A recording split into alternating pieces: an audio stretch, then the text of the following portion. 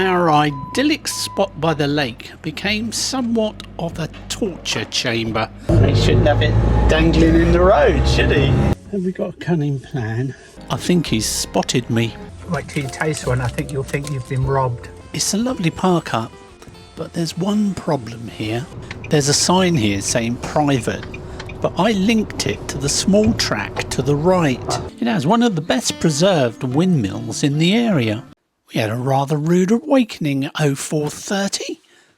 We get a lot of comments from people saying they like to see the drone shots, so keep watching to the very end and I'll give you a little bonus of drone flying.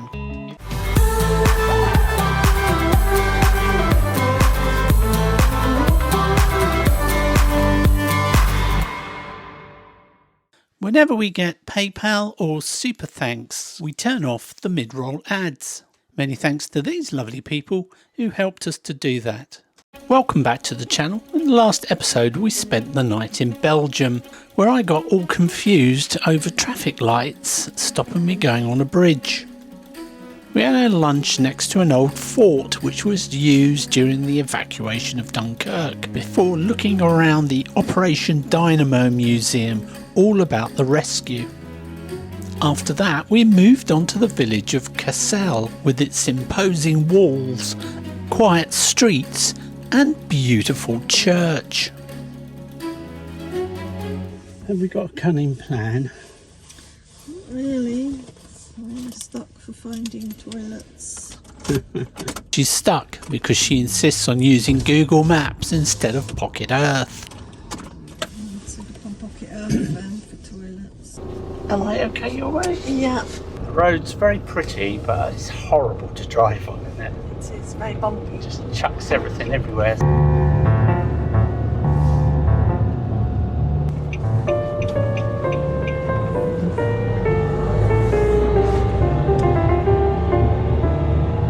So, slow moving tractor, how do we overtake? You have to keep back so that you can see down the side.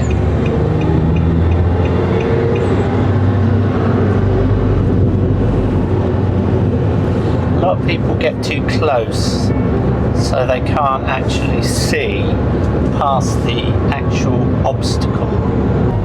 What are these machines? Yeah, I don't know, you've never seen anything like that before.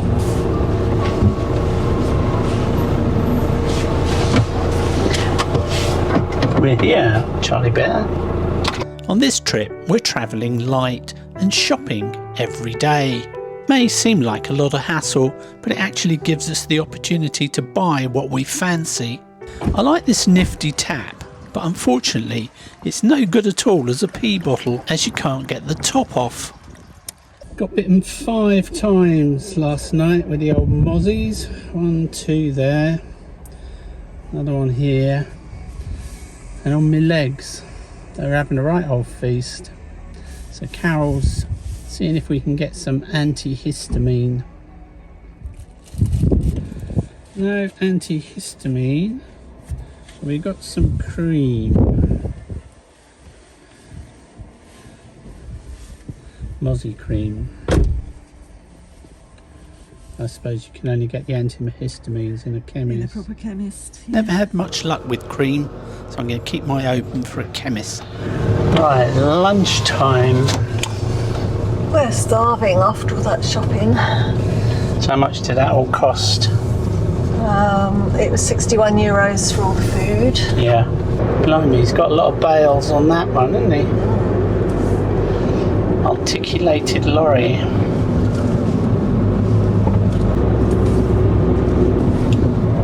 Oh, you're on his thing. I'm on the workman's measuring string.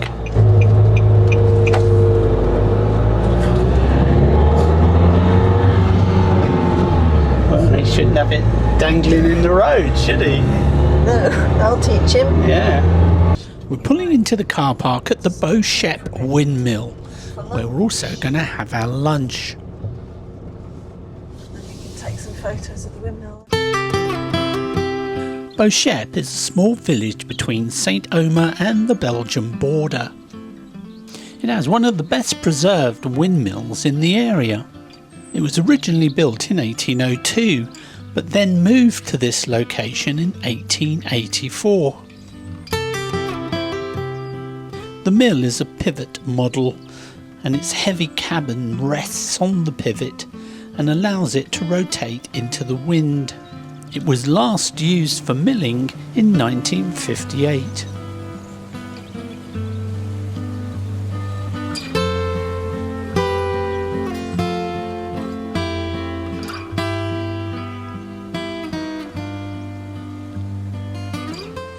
It's a lovely park up, but there's one problem here.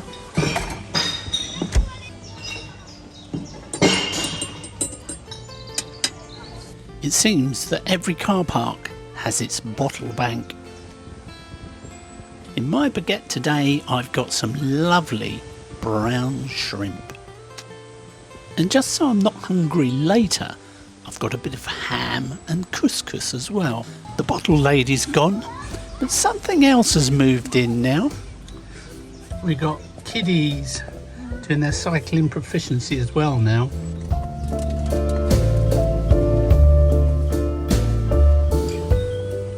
Right, that's what they look like on the box. That's what they look like in real life. And wait till you taste one, I think you'll think you've been robbed. Oh no. I thought it was like a pastry. It's more like a biscuit. It's like a biscuit base, which hasn't really got much flavour. Not like No. a nice buttery pastry. No. We're on the lookout for a park up now, but little do we know that we're leaving the one that we'll eventually use.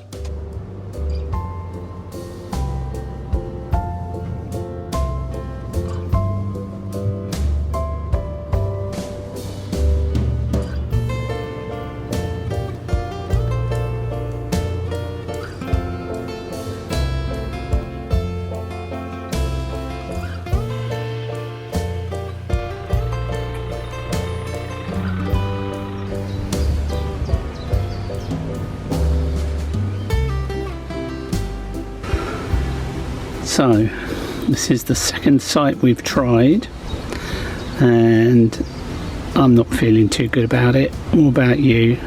No, we wanted to get somewhere nice with a bit of a view. Well, we got the view. We got the view, but we got a busy road. We're on a bit of a hill sloping down, and what's even worse is we haven't got any internet signal. And we're in full sun, there's no shade. One of the benefits of being in full sun is you haven't got any mosquitoes. But no, I think what we should do is go back to where we were, where the windmill was, and park as far away from the bottle bank as we can. Yeah. And that's exactly what we did. It was flat and quiet, and you can't really ask for much more than that. These spice bottles have been rattling, so Carol stuffed paper in between them. So we're having this fish, Merlu Blanc Meunier. Yep. Don't know what it is, I have to look that up. With our hollandaise sauce Yummy. and the rest of the frozen vegetables. That'll be nice.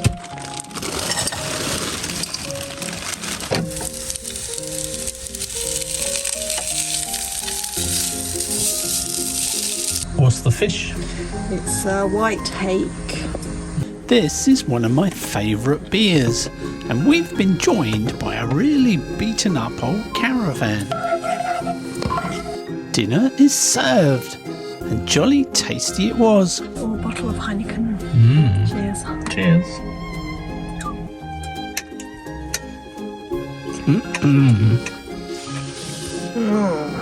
They look pretty, don't they? Yeah, look at that. This is what you come to France for. Yeah, the cake's always lovely, aren't they? Patisserie.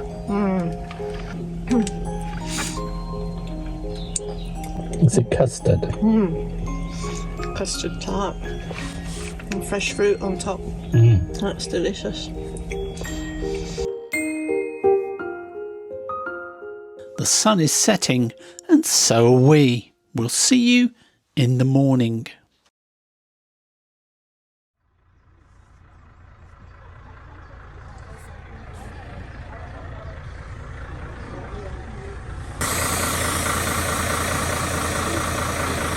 We've managed to park right next to the pickup point for a French group going on a day trip. We were woken first by lots of voices right next to the van, and then the coach pulled in. Well, despite our early morning call by the French coach party, we did manage to have a really peaceful night here. And so far, nobody's been to visit the bottle bank.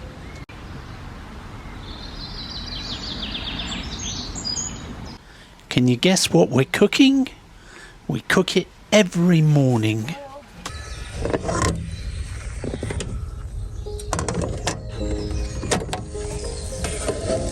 Oh, yummy. Crispy.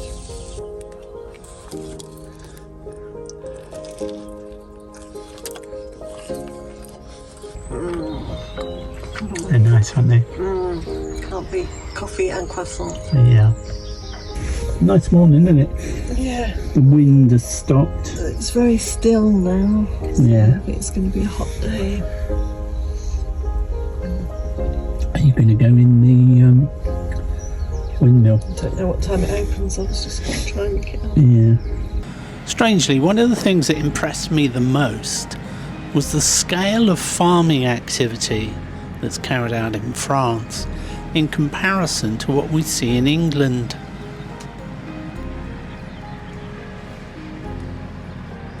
On our travels, we were forever meeting tractors going about their business, and fields in France are gigantic in comparison to what we have at home. I think he's spotted me. I hope I don't put him off his line.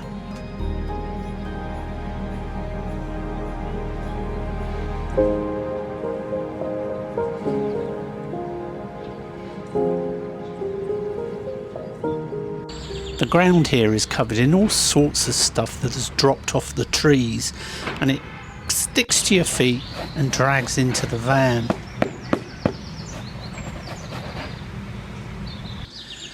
Well, Carol was going to go into the windmill, but it's closed, so we can't do that, but she did have time to take her photo.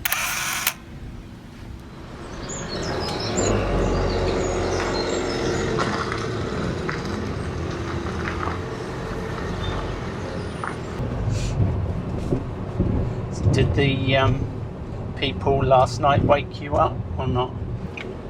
And they were standing right outside the van, weren't they? Literally. And they were really talking loudly and laughing loudly because they're obviously excited about going away for the day on the trip. Oh, I've just gone the wrong way.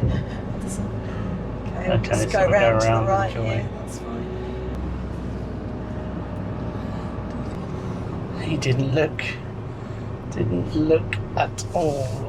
This turned out to be quite a common experience in France.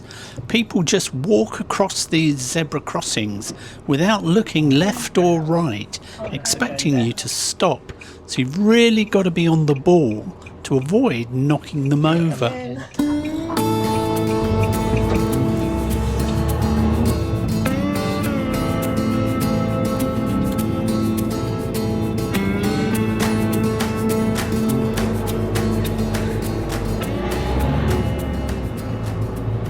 See how the place names change. Yeah. We must be in Belgium now.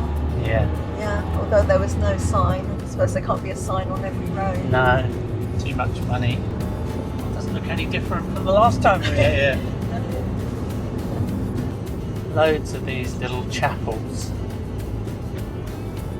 I wonder if they're at junctions only.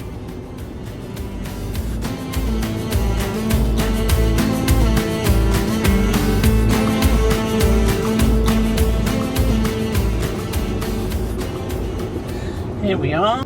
Toilets and water here, allegedly, according to Pocket Earth. There's a sign here saying private, but I linked it to the small track to the right. That's private, isn't it? Way, yeah. It's an interesting building. Surely that's not someone's house. I don't know. We're now merrily driving down a private drive towards somebody's house, blissfully unaware. I don't think this is correct. Yeah, There's the car park. How'd you get into it then? A bit further down? Maybe this is the private road and that's the car park. Oh dear. Time to practice reversing.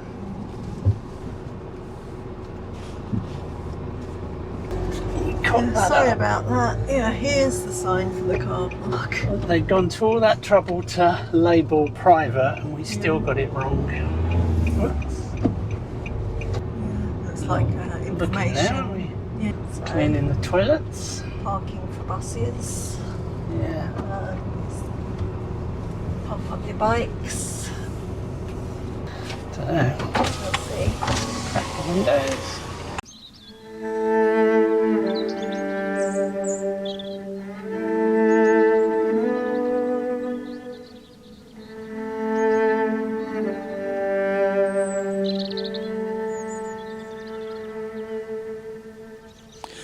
During the First World War, the village of Lisenthek was situated on the main communication line between the Allied military bases in the rear and the Ypres battlefields. It was close to the front line, but out of the extreme range of most of the German field artillery, and so it became a natural place to establish a casualty clearing station. The cemetery contains 9,901 Commonwealth burials from the First World War. There are 883 war graves of other nationalities, mostly French and German.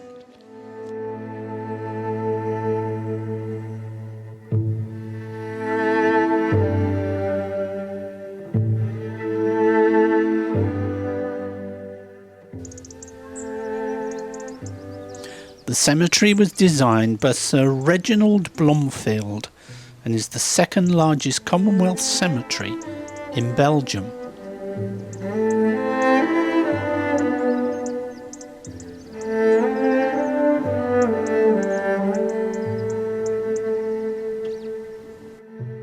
Done here.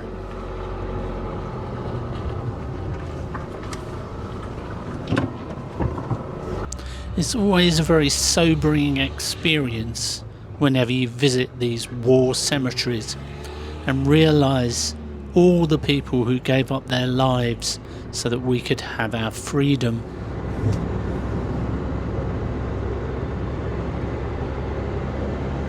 The roads are rather narrow here and this lorry has no choice but to block it. Unless you can go right. There's that crossroads on that's past him. Whenever you encounter a large lorry manoeuvring, it's always good to keep well back and then give him all the space he needs to be able to sort himself out. The other advantage is that you get a clear view of the offside, so you can see if it's clear to go or not.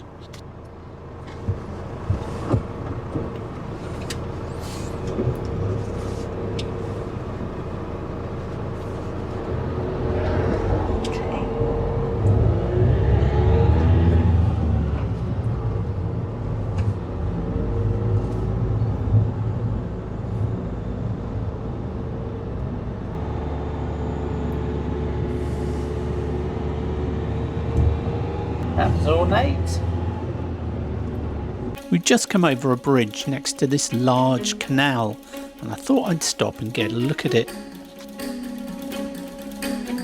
The odd thing about the waterways that we saw was that there's hardly any boats to be seen.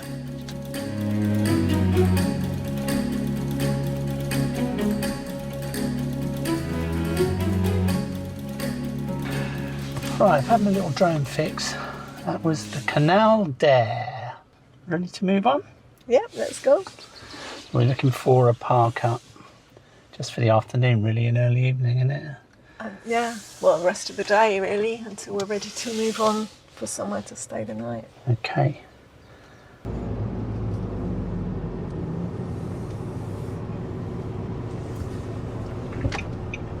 No boats, but plenty of huge tractors on the road.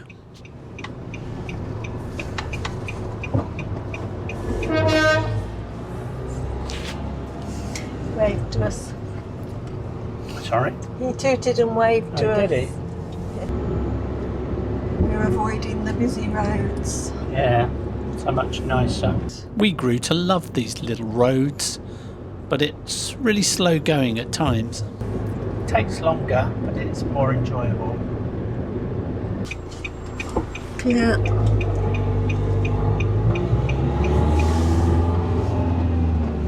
We're on the hunt for a nice quiet spot so that we can have our lunch. This little thing in front is the postman. Is it one of those postcarts before, have we?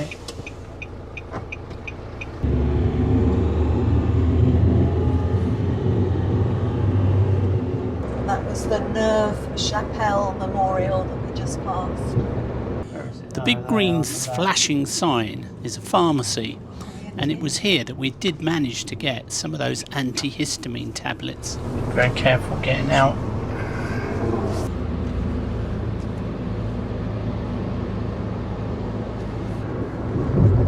Oh, that's pretty. Pretty. They don't want to walk far, do they? Just drive right up to the letterbox. That's the way to do it. So next turning on the right. Is us, is us. it? One Yep. second.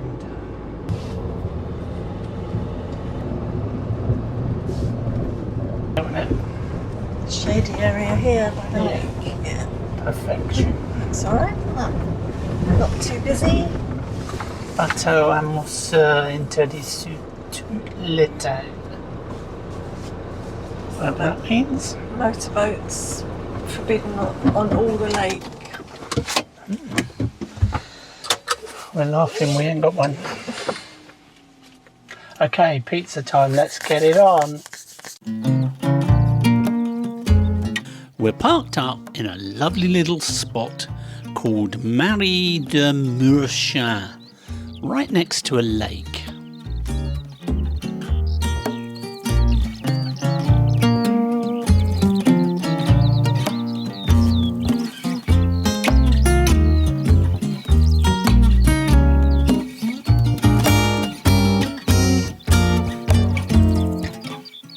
In this area of France, these lakes seem to be almost everywhere, and fishing is a really important sport.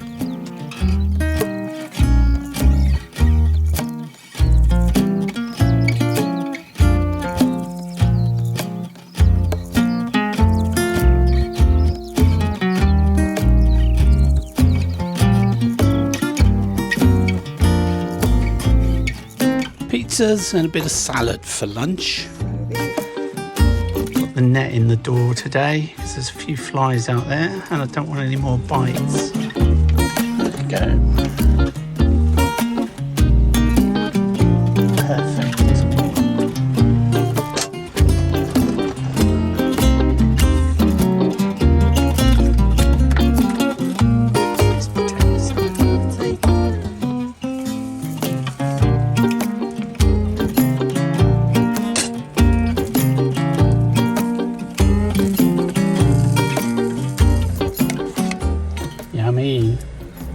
Don't worry folks, that's not all we're having. What do you think? It's nice. It's strange because it's not tomatoey like you'd expect on a pizza. So it's all white. Yeah. But it's tasty, like cheese, ham and onion. I love it. It's very tasty.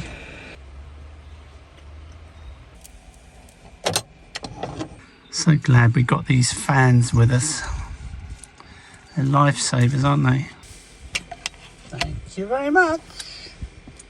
All of a sudden, our idyllic spot by the lake became somewhat of a torture chamber, with this digger moving all of this gravel around.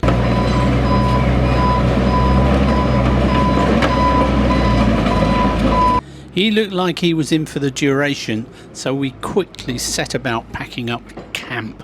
But before we could leave, I had a little job to do that's been plaguing us since day one.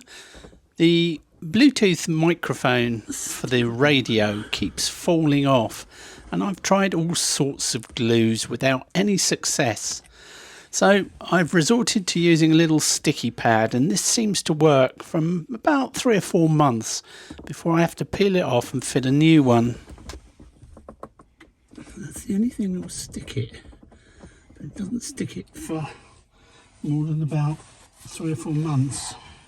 Right, we've lucked out here because they're moving that blooming gravel, so we're going to move on and continue. Stand the noise. No, continue to towards Vimy, see if we can find anywhere else better to park up.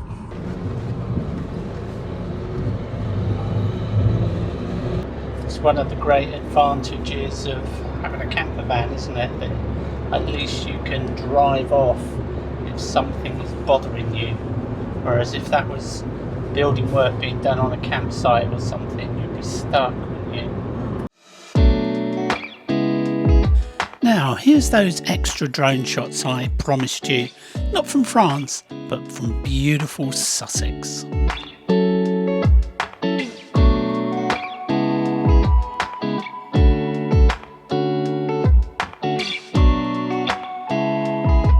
We would really like your help to make these videos more enjoyable.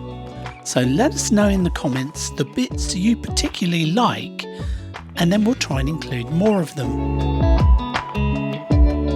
We've nearly done 20,000 miles in the van now, and we spent over 223 nights wild camping in it. And this is where it all began for our very first night.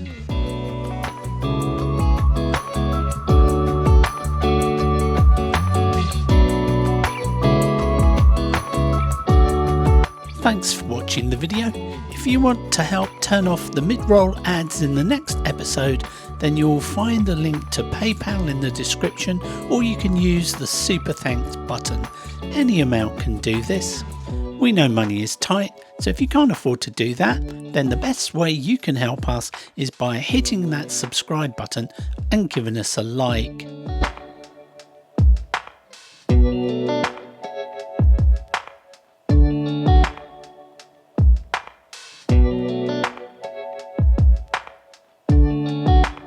None of this was filmed with the intention of showing it to you. It's all just practice.